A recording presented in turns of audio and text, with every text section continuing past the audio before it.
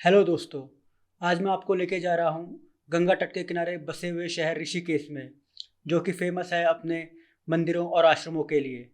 तो चलिए शुरू करते हैं आज का वीडियो।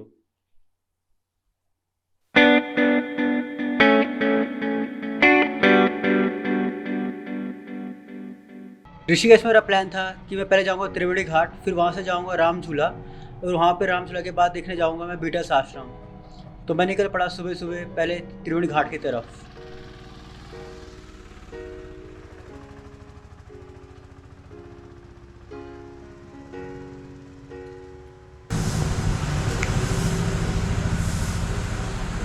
हम जा रहे हैं त्रिवेणी घाट।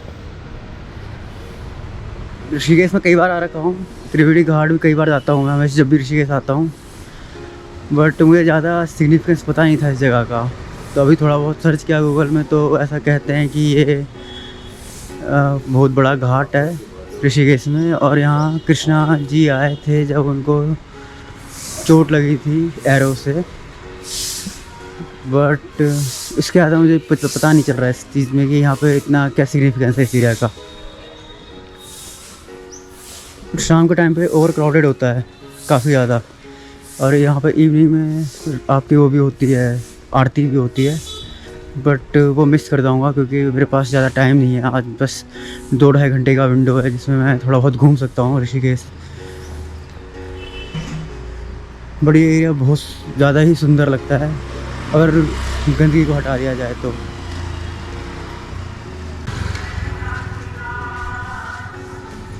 यहाँ से गंगा दिखना शुरू हो गई है।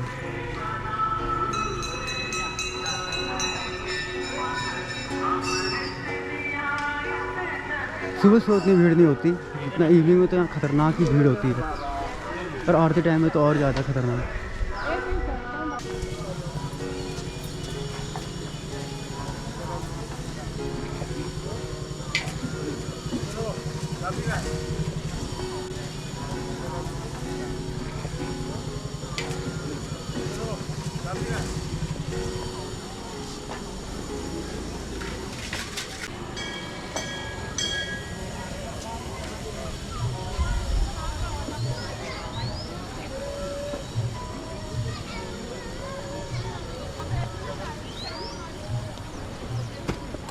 यहाँ पर आकर लोग गंगा स्नान करते हैं और गंगा जी की आरती या पूजा करते हैं। त्रिवेणी घाट में गंगा तट के बगल में ही बना हुआ है आस्था पथ।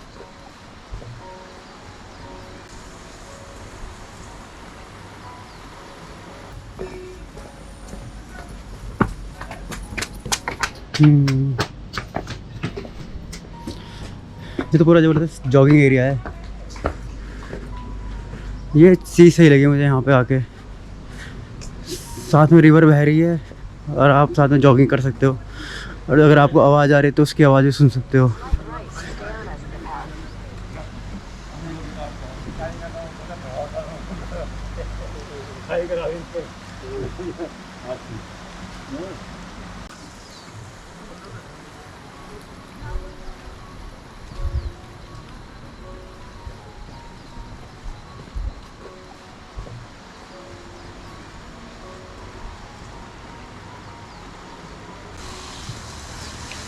काफ़ी लंबा ट्रैक बना रखा है इन्होंने।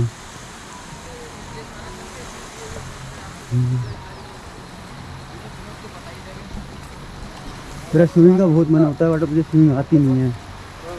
बट ये रिवर देख के तो लग रहा है इसमें स्विमिंग इम्पॉसिबल है। भयंकर ही यहाँ पे एकदम पानी चढ़ा हुआ है।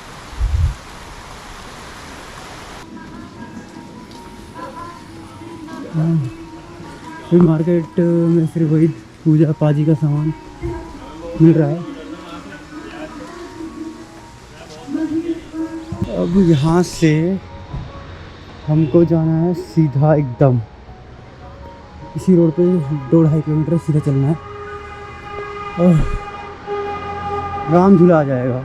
लक्ष्मण झूला बहुत दूर दिखा रहा है, मुझे आइडिया नहीं है, मुझे लग रहा था कि पास पास ही है, बट मैप दिखा रहा है कि काफ़ी दूर है, 15 किलोमीटर दिखा रहा है यहाँ से। मुझे लग रहा है मिस करना पड़ेगा।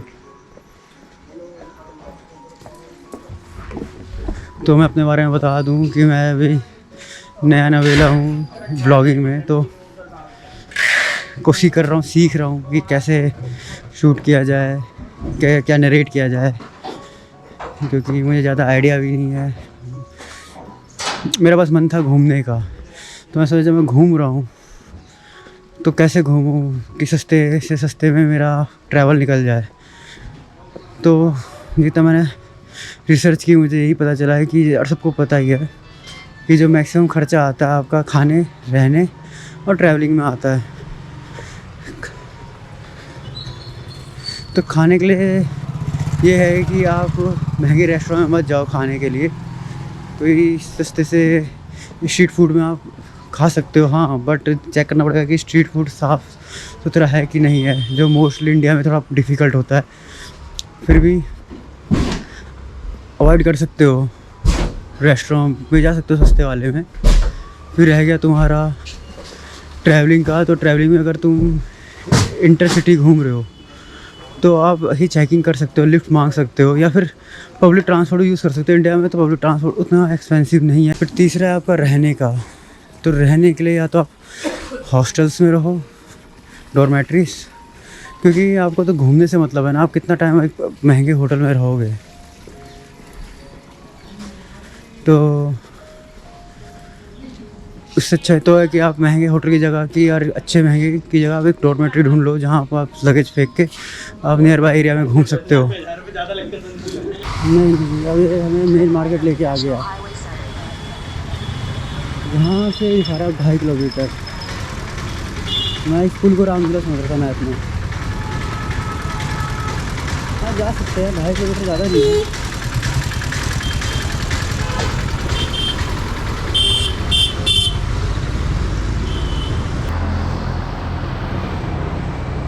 ये साउथ इंडियन स्टाइल में बना हुआ टेम्पल है, मैं तो पहली बार नोटिस किया यहाँ पर। मुझे आइडिया नहीं था कि यहाँ पे कुछ तरह का टेम्पल है। अभी जब पैदल आ रहा था तब मैंने नोटिस किया, देख के तो लग रहा है काफ़ी पुराना है। मुझे पता नहीं कौन सा लिखा हुआ है, तेलुगु या तमिल।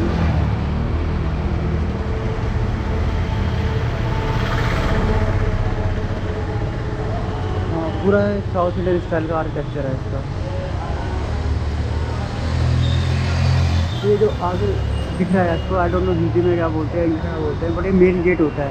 तो साउथ इंडिया में जो मेन गेट होते हैं मंदिर के, वो ऑलमोस्ट इतने ही काफ़ी बड़े होते हैं, तो चलो बहुत छोटा मंदिर है, पर जो असली मंदिर होते हैं, जो एशियन मंदिर हैं, उनमें तो कम से कम एक तो मंदिर 15 से 20 माले का ये गेट होते हैं, और उन सब में कलरफुल आइडल्स बने हुए होते हैं, मूर्तियाँ बनी हुई होती हैं, जो किसी चीज़ को दर्शा रही होती हैं।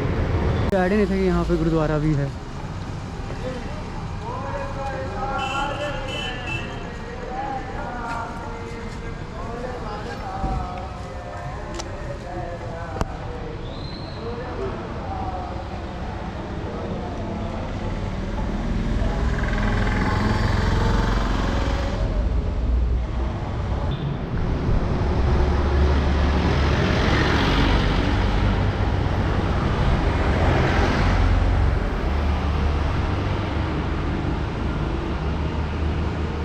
देखिए लग रहा है काफ़ी पुराने मठ हैं ये।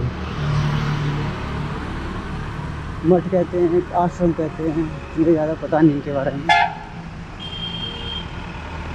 और देख के लग रहा है काफ़ी पुराना है।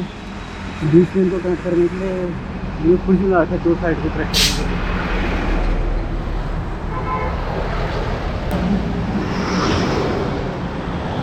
बस पहुँचने वाले हम, यहाँ से दिखा रहा है मुझे 600 मीटर, यानी 8 मिनट की वॉक।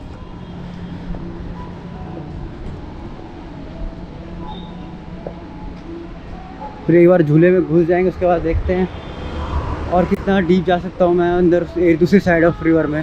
यहाँ सुबह सुबह बोटिंग भी होती है, आई डोंट नो, वरना आप रिवर को बोट के थ्रू भी क्रॉस कर सकते हो, वो भी एक काइंड ऑफ एक्सपीरियंस है। तो रिवर राफ्टिंग वाला पूछ रहा था मुझसे कि राफ्टिंग करनी है, तो मुझे लगता है ना रिवर राफ्टिंग शुरू हो गई है, कैंपिंग शुरू हो गई है। बस पहुंचने वाले हैं, बस स्टैंड आ गया आपको।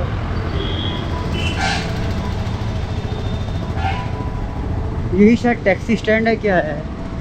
हाँ झूला। अरे अरे अरे बच्चा गिरा। तो राम झूला आ गया है।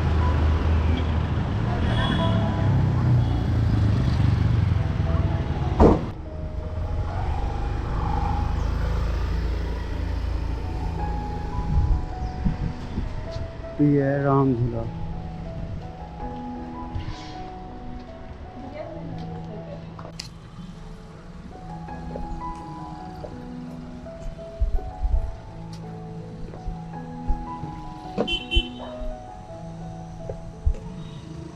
आ गया हमारा लक्ष्मण झूला।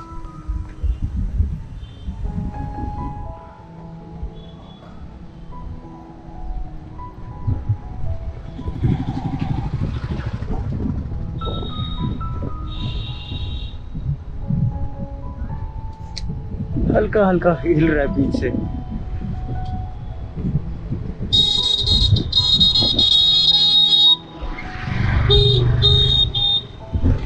मेरे ख्याल से राम झूला और लक्ष्मण झूला थोड़ा और आगे जाके है, 10-15 किलोमीटर दिखा रहा था। तो हम आ गए एकदम बीच में।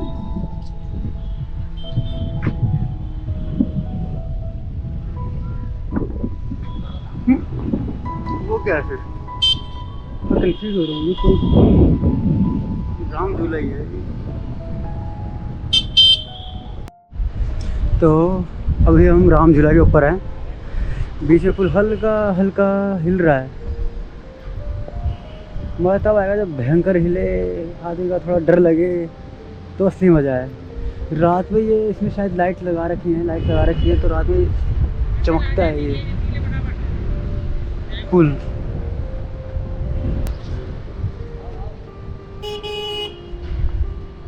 यहाँ पे छोटे व्हीकल आते रहते हैं।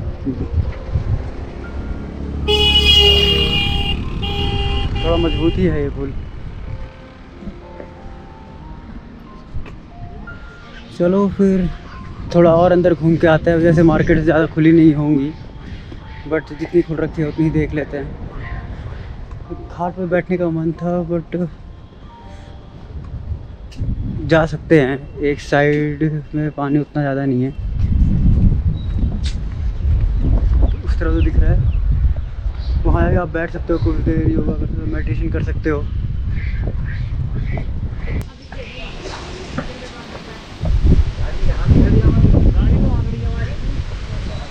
यहाँ पे एक बीटल मठ भी हुआ करता था।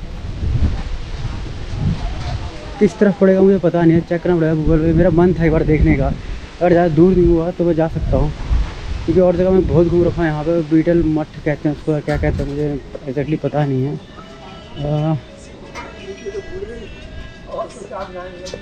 बीटल आश्रम, सॉरी, रेस्टोरेंट चोटी वाला।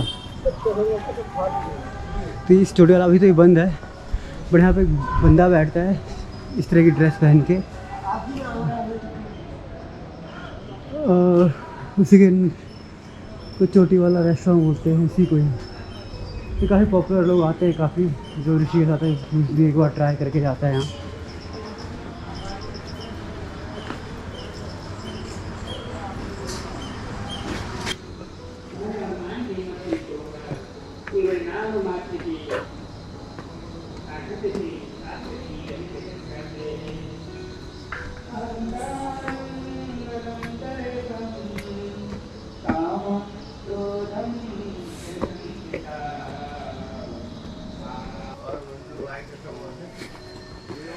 तो बहुत लोगों को पता ना हो, जिन लोगों को पता ना हो, बीटल्स एक पॉपुलर इंग्लिश बैंड था। तो एक बार इंडिया विज़िट करने आए थे। एक बार इंडिया विज़िट किया उन्होंने, तो ऋषिकेश में भी रहे थे। तो शायद उसी एरिया को बीटल्स आश्रम कहते हैं। कुछ टाइम वो यहाँ रहे, शायद मेडिटेशन भी किया।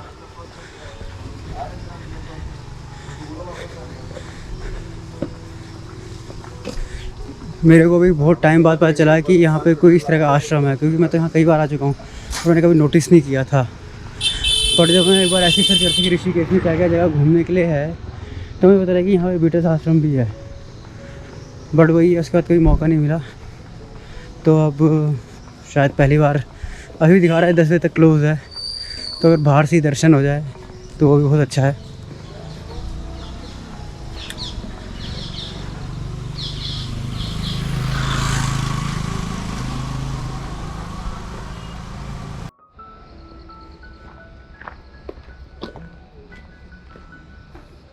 तो यह 84 कुटिया जो ये हमेशा दिखाता है जब हम सर्च करते हैं बीटल आश्रम्स को, तो आई थिंक वही इमेज, बट क्या नॉर्मल विजिटर्स आ सकते हैं मुझे आइडिया नहीं है।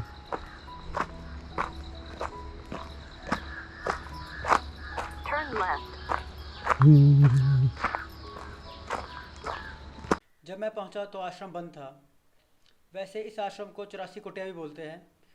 इसको महर्षि महेश योगी जी ने स्थापित किया था और यहाँ पे मेडिटेशन और योगा की ट्रेनिंग दिया करते थे। बाद में जगह छोड़ दिया गया था और फिर उसको बाद में टूरिस्ट प्लेस में कन्वर्ट कर दिया। तो ये वो जानकी ब्रिज, जिसको मैं दूर से देख रहा था ना, मैं इसको लक्ष्मण झूला समझ लग गया था। लक्ष्मण झूला जानकी ब्रिज है और ये आई थिंक हैवी व्हीकल्स के मूवमेंट के लिए ओकेड है, क्योंकि काफ़ी बड़ा है।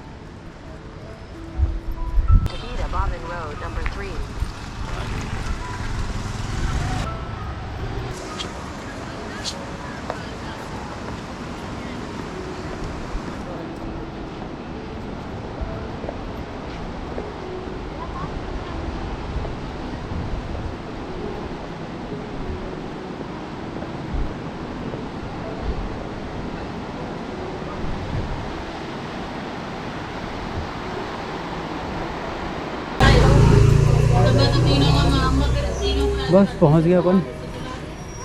तो मैं लास्ट टाइम इस रास्ते ऊपर चला गया था और इस रास्ते से वापस आया हूँ।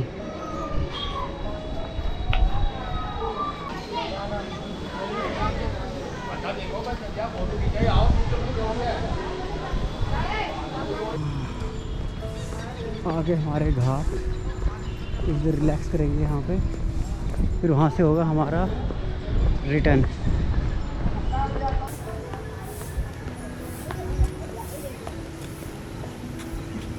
तो मैं कई बार आता हूँ तो यहीं पे बैठता हूँ। ऋषिकेश में यहाँ आके बैठने का जो मज़ा है ना, वो और कहीं नहीं है। एकदम शांत, कोई नॉइज़ नहीं उस तरह की, ट्रैफिक की ना कोई भीड़ भड़ाका। आओ अपना बैठो, थोड़ा देर शांत रखो मन को अपने।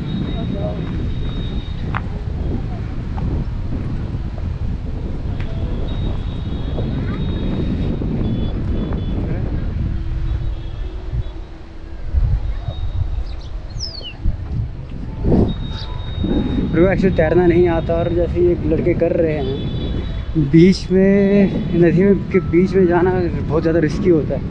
ये दिक्कत क्या है ना, पीछे बहुत सारे डैम्स बने हुए हैं और जो डैम्स होते हैं ना उनमें कभी पानी रिलीज़ कर देते हैं और आपको पता भी चलेगा किस मोमेंट में कि नदी का पानी इतना बढ़ गया कि आपको मौका भी नहीं मिला बाहर निकलने का नदी से। सो आप चाहे कितने भी टैलेंटेड स्विमर क्यों ना हो, जब नदी अपने गुस्से में आती है ना, या किसे कहते हैं विराट रूप में, तब कोई नहीं बच सकता उससे।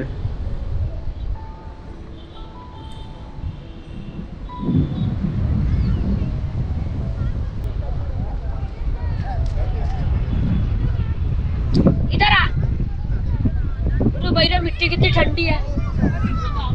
तो देखता हूँ कितना टाइम है मेरे पास। दिखा रहा है GoPro की 24 मिनट की बैटरी, 24 मिनट का मेमोरी कार्ड बचा हुआ। सॉरी, अब जाऊँगा मैं, निकलता हूँ कुछ देर में। काफ़ी क्राउड आ गया यहाँ पे। मैं शांति के लिए आया था पर अब शांति भंग हो गई है। पता नहीं आवाज़ आ भी रही है कि नहीं आ रही है आवाज़।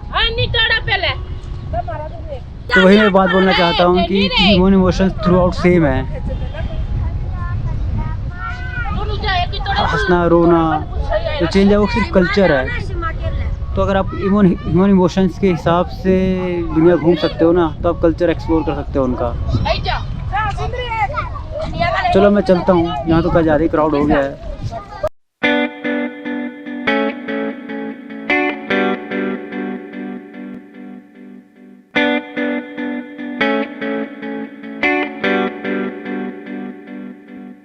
तो यहाँ पे आई थिंक ये सांड है, ये थोड़ा बावला हो गया है, पता नहीं कर क्या रहा है, समझ नहीं आ रहा है इसको। या तो इसको कोई इरिटेशन हो रही है बार बार सींगे मार के मिट्टियाँ उड़ा रहा है। इनका भरोसा भी नहीं है, कब गुस्से हो गए मारना पीटना शुरू कर दिया भैया आगे उछाल छाल के।